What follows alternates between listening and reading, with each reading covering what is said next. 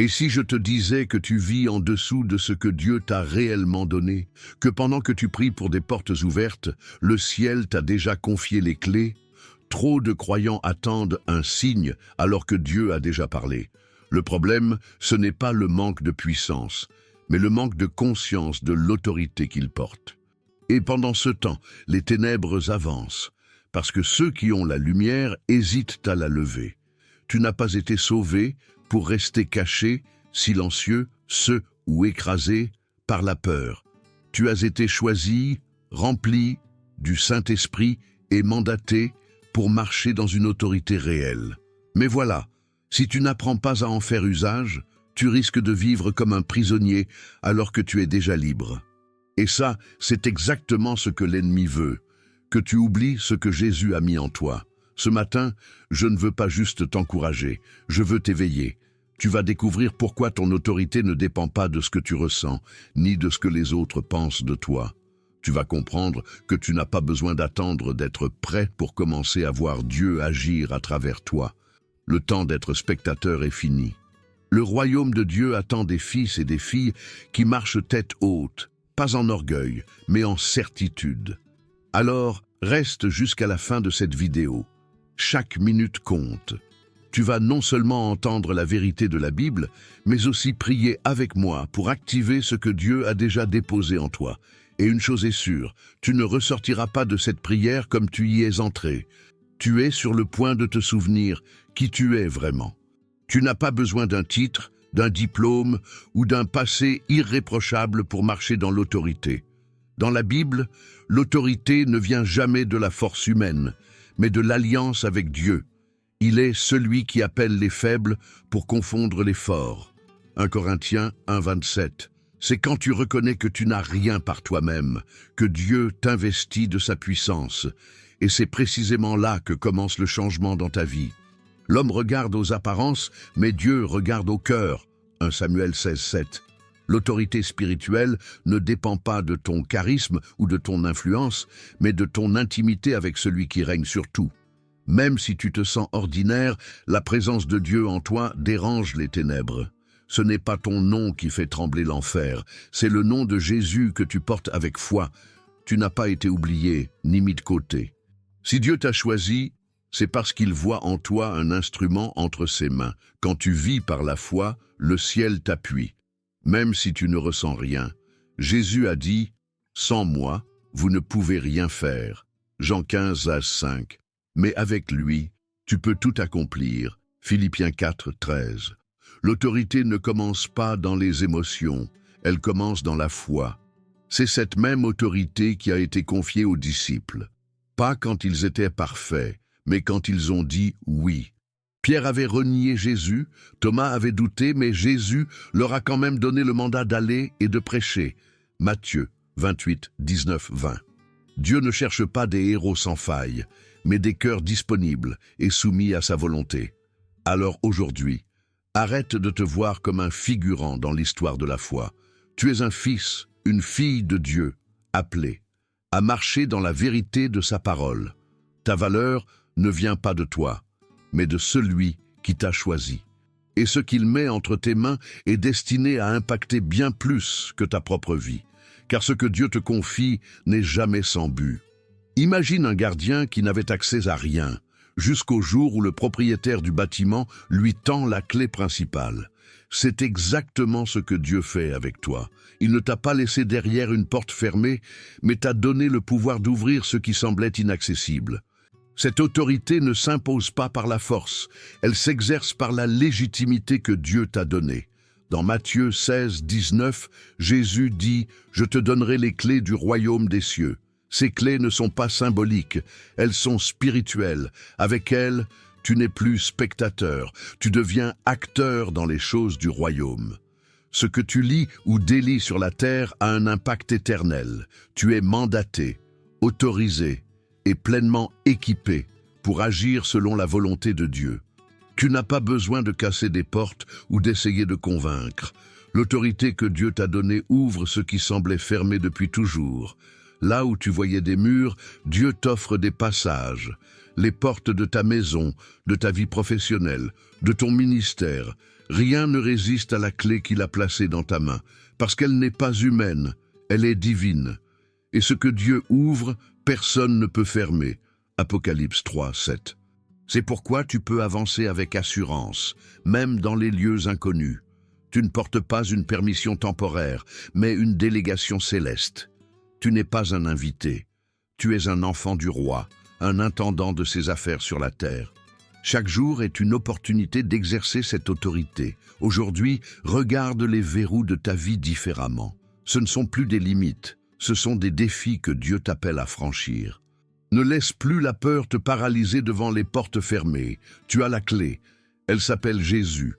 Tourne-la avec foi, parle avec assurance et marche dans les promesses de Dieu, car il t'a confié bien plus que tu ne crois. Il y a une grande différence entre être autorisé à faire quelque chose et être envoyé pour le faire. En Christ, tu n'as pas seulement la permission d'agir, tu es mandaté. Tu es un ambassadeur du royaume de Dieu. 2 Corinthiens 5, 20. Cela signifie que tu parles, bouges et interviens non pas en ton nom, mais au nom de celui qui t'envoie, Jésus-Christ. Quand tu pries pour quelqu'un, tu ne fais pas qu'espérer, tu agis sous l'autorité du ciel. Quand tu déclares la vérité biblique, tu n'exprimes pas une opinion, tu appliques un décret divin. Jésus a dit « Allez, guérissez les malades, chassez les démons ». Matthieu 10, 8. Ce ne sont pas des suggestions spirituelles, ce sont des ordres pour ceux qui marchent dans la foi. Agir en son nom, c'est reconnaître que sa puissance agit à travers toi. Ce n'est pas ton éloquence, ton expérience ou ton charisme qui fait la différence, c'est l'onction. C'est pourquoi même les disciples, hommes simples et parfois craintifs, ont bouleversé le monde. Ils savaient qu'ils ne marchaient pas seuls. Ils étaient envoyés et le ciel les soutenait. Ne crois jamais que tu n'as rien à apporter. Chaque fois que tu fais un pas de foi, le ciel se met en mouvement. Tu es le prolongement de l'amour, de la puissance et de la miséricorde de Dieu. Ce n'est pas toi qui guéris, mais c'est par toi que Jésus touche. Ce n'est pas toi qui libères, mais c'est à travers ta voix que la liberté est annoncée. Tu n'es pas un simple croyant parmi tant d'autres. Tu es un porteur de mission. Aujourd'hui, Dieu ne te demande pas d'être parfait, mais d'être disponible. Regarde autour de toi. Y a-t-il une situation qui nécessite justice, paix ou vérité? Tu n'as pas été placé là par hasard. Tu es là pour intervenir avec l'autorité du ciel et transformer le lieu simplement parce que tu es là. Tu ne peux pas marcher dans l'autorité sans d'abord marcher avec Dieu. C'est dans la communion avec Jésus que naît la véritable assurance spirituelle. L'autorité ne vient pas d'un sentiment de force, mais d'une conviction intime. Dieu est avec toi. Moïse en est un exemple frappant. Il ne se sentait ni prêt, ni capable, mais Dieu lui a dit « Je serai avec toi ». Exode 3, 12. Ce n'est pas le courage naturel qui donne le pouvoir de se lever, mais la conscience que la présence de Dieu t'entoure. C'est en cela que Moïse a changé de posture, pas parce qu'il s'est soudain senti fort, mais parce qu'il a cru à la promesse. Dieu lui a même dit « Je serai avec ta bouche ». Exode 4, 12. L'autorité vient de la voix de Dieu qui habite la tienne. Jésus, notre modèle parfait, n'a jamais parlé ou agi sans avoir reçu l'instruction du Père. Il dit « Je ne fais rien de moi-même. Je dis ce que le Père m'a enseigné ». Jean 8, 28. Voilà la source de sa puissance, la parfaite obéissance à la présence divine. Il n'avait pas besoin de prouver sa force, car sa relation avec le Père suffisait à tout accomplir. Plus tu marches avec Dieu, plus ton esprit s'apaise et plus ta voix porte du fruit. La présence de Dieu est ton lieu de sécurité, de discernement et de direction. Ce n'est pas dans l'agitation, mais dans la communion que ton autorité se révèle.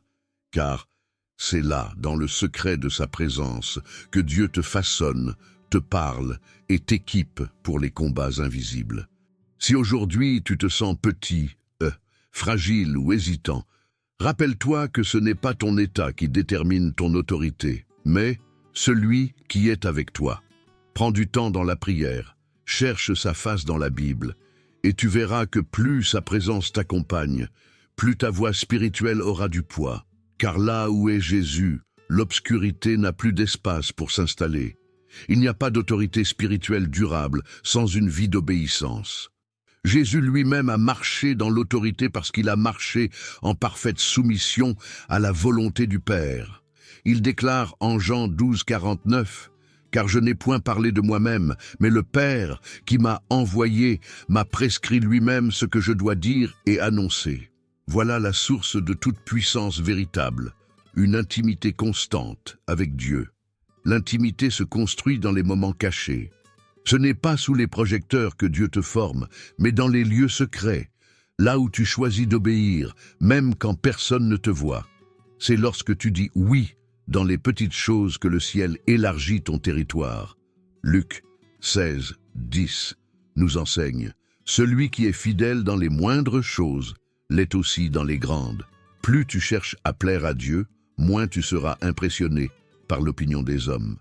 Et c'est là que ton autorité devient évidente. Tu ne cherches plus à convaincre, mais à obéir. Chaque acte de fidélité devient une porte que Dieu ouvre. Tu n'as pas besoin de comprendre tout ce que Dieu te demande. Tu as besoin de lui faire confiance. L'amour véritable pour Jésus ne se manifeste pas seulement dans les chants, mais dans la soumission volontaire à ses instructions. Même lorsque c'est inconfortable, même lorsque cela coûte. C'est dans ce genre d'obéissance que l'onction se développe. Et c'est là que la voix du croyant commence à porter du poids dans le monde spirituel. Si tu veux que ton autorité grandisse, cultive une relation constante avec Dieu. Ne te contente pas de l'approcher quand tu es en crise. Sois fidèle dans la prière, dans l'étude de la Bible, dans les choix du quotidien. Chaque pas dans la bonne direction attire la faveur du ciel. Et plus tu obéis, plus ta voix devient celle d'un fils ou d'une fille en qui le Père se reconnaît. Beaucoup pensent que l'autorité se démontre en parlant fort, en imposant ou en impressionnant. Pourtant, dans le royaume de Dieu, l'autorité n'est pas dans le volume de ta voix, mais dans le poids de ta présence. Quand tu es rempli du Saint-Esprit, tu n'as pas besoin de t'annoncer, ta simple présence change l'atmosphère.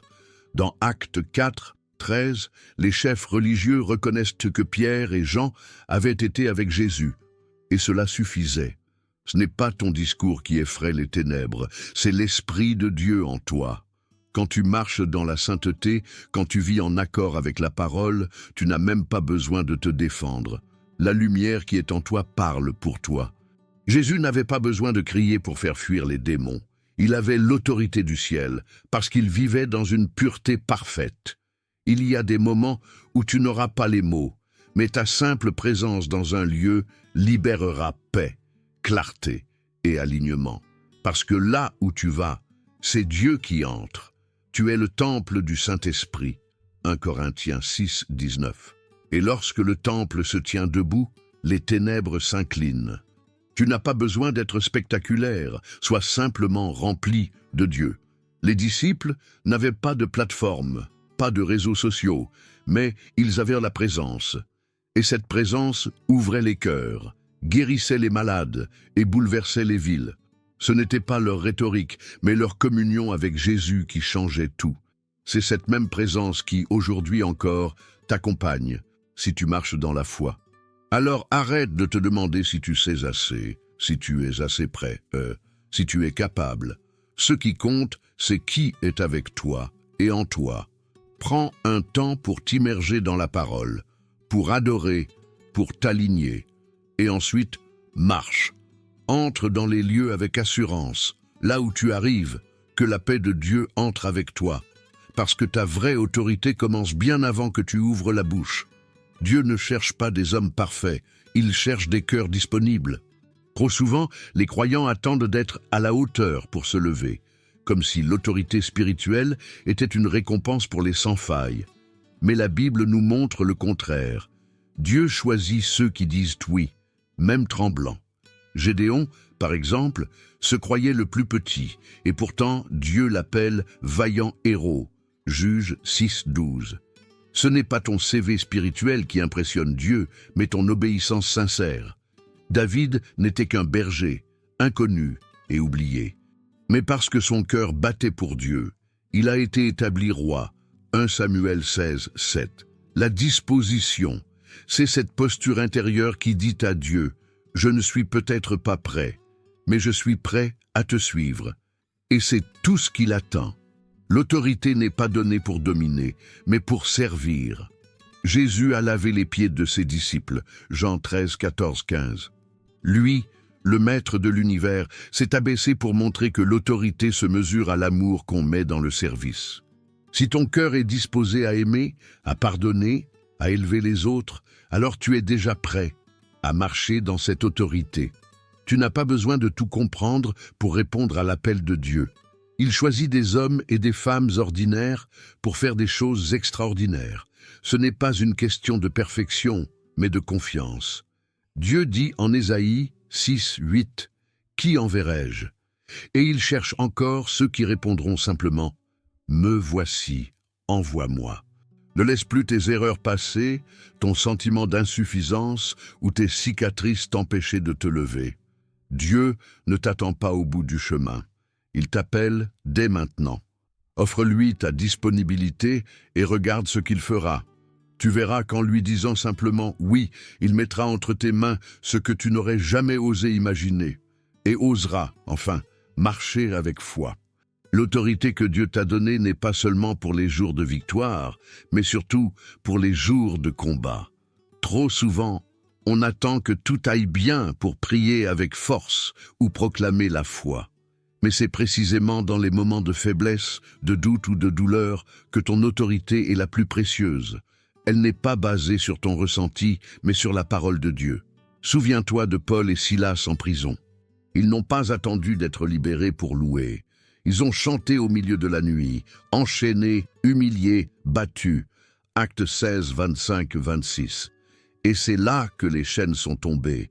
L'autorité se révèle quand tu refuses de céder au désespoir et que tu choisis la foi, même dans la nuit la plus noire. Dieu agit puissamment quand tu proclames sa gloire au cœur de l'épreuve. C'est souvent dans le silence que l'ennemi essaie de t'éteindre. Il chuchote que tu n'as plus de force, que ta foi s'est épuisée. Mais rappelle-toi que Jésus lui-même a été tenté dans le désert. Et c'est là qu'il a répondu avec l'autorité de la parole. Il est écrit, Matthieu 4, « Ta force ne réside pas dans ta forme, mais dans ta position en Christ. Quand tu marches dans l'obéissance, même à travers les larmes, tu es en guerre sainte. Tu n'es pas abandonné. Tu es armé. » Éphésiens 6, 13 nous exhorte. Prenez toutes les armes de Dieu afin de pouvoir résister dans le mauvais jour. Ce mauvais jour vient pour tous. Mais ceux qui se tiennent sur la parole ne sont jamais seuls dans la tempête. Alors, lève-toi même si tu trembles. Proclame la paix même si le chaos t'entoure.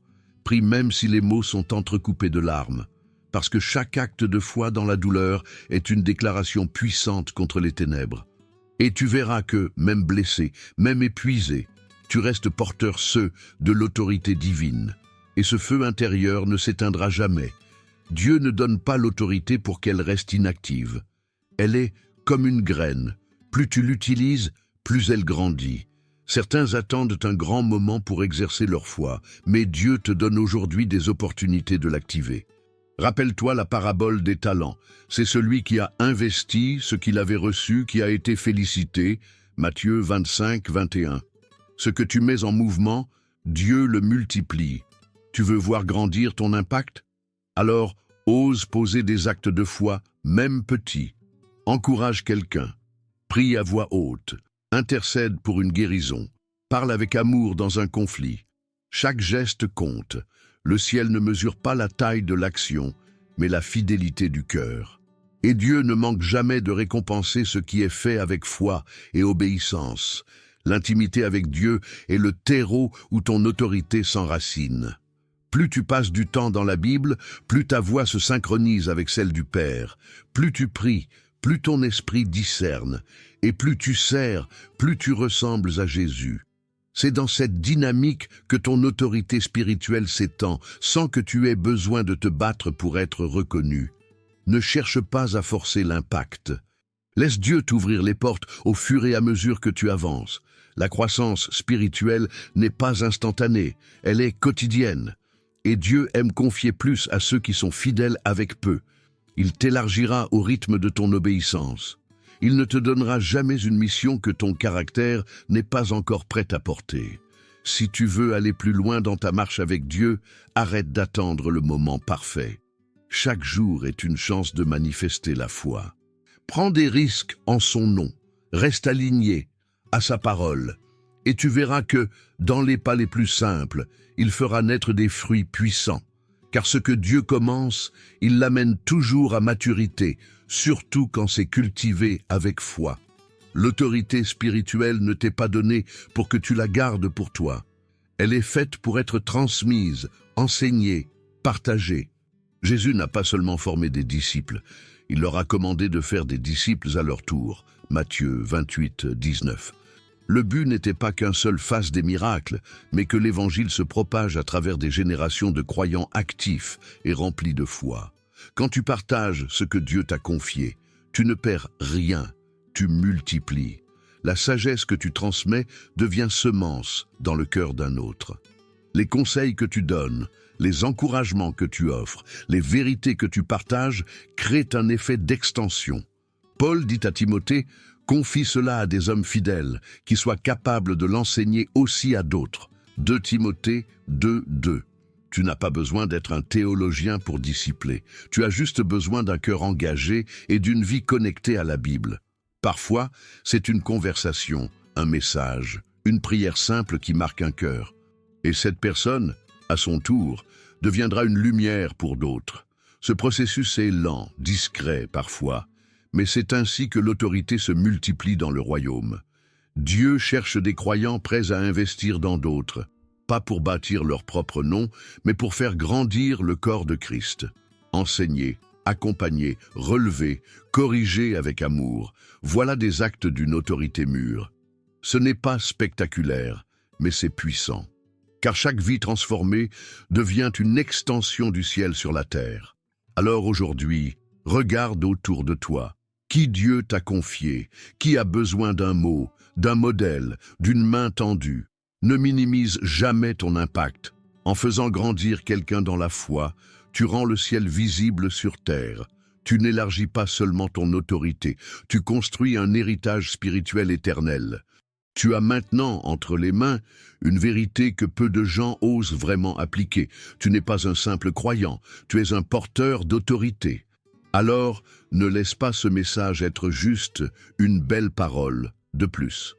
Lève-toi, sors de la passivité, commence à marcher comme un enfant de Dieu qui sait à qui il appartient et ce qu'il a reçu. C'est le moment de vivre au-dessus de la peur, au-dessus du doute, au-dessus des limites humaines. Tu n'as pas besoin d'attendre demain. Dieu t'a déjà équipé là pour aujourd'hui. Que tu sois à genoux dans ta chambre ou au milieu d'un lieu hostile, la présence de Jésus est avec toi. Et là où sa présence est, ton autorité est active. Crois-le, saisis-le et vis-le. Parce que le monde autour de toi a besoin de quelqu'un qui ose marcher avec foi et puissance. Seigneur Tout-Puissant, je te remercie pour ta parole vivante qui me rappelle aujourd'hui que je ne suis pas sans pouvoir. Je suis ton enfant, racheté par le sang de Jésus, rempli de ton esprit et envoyé dans ce monde avec mission et autorité. Je te rends gloire pour le privilège d'être ton représentant sur cette terre. Pardonne-moi pour toutes les fois où j'ai douté de ce que tu avais placé en moi. Pardonne mon silence, ma peur, ma fuite. Aujourd'hui, je te remets tout ce qui m'a empêché de me lever pleinement dans ton appel. Je rejette les mensonges de l'ennemi et je choisis de croire ce que ta parole dit à mon sujet. Je déclare que je suis équipé, aimé, envoyé et protégé par toi. Je proclame que ma maison, ma famille, mon esprit et mon corps sont sous ton autorité. Je m'aligne à ton royaume et j'active la foi dans chaque domaine de ma vie. Que ton onction repose sur moi et me guide à chaque pas. Seigneur, fais de moi un instrument de paix, de justice et de vérité. Que ma voix porte ta lumière, que mes prières fassent reculer les ténèbres, que mes gestes reflètent ton amour. Utilise ma vie pour réveiller, guérir et transformer ceux qui m'entourent. Je ne veux plus me cacher, je veux te représenter avec audace. Merci pour ta fidélité, merci pour ton esprit, et merci pour l'autorité que tu me confies. Je marche à présent, non plus dans la peur, mais dans la foi. Au nom puissant de Jésus, je prie. Amen. Si ce message t'a parlé, écris Amen dans les commentaires. Abonne-toi à cette chaîne et partage cette vidéo avec quelqu'un que tu aimes. Ensemble, faisons circuler la vérité de Dieu là où le doute tente de dominer.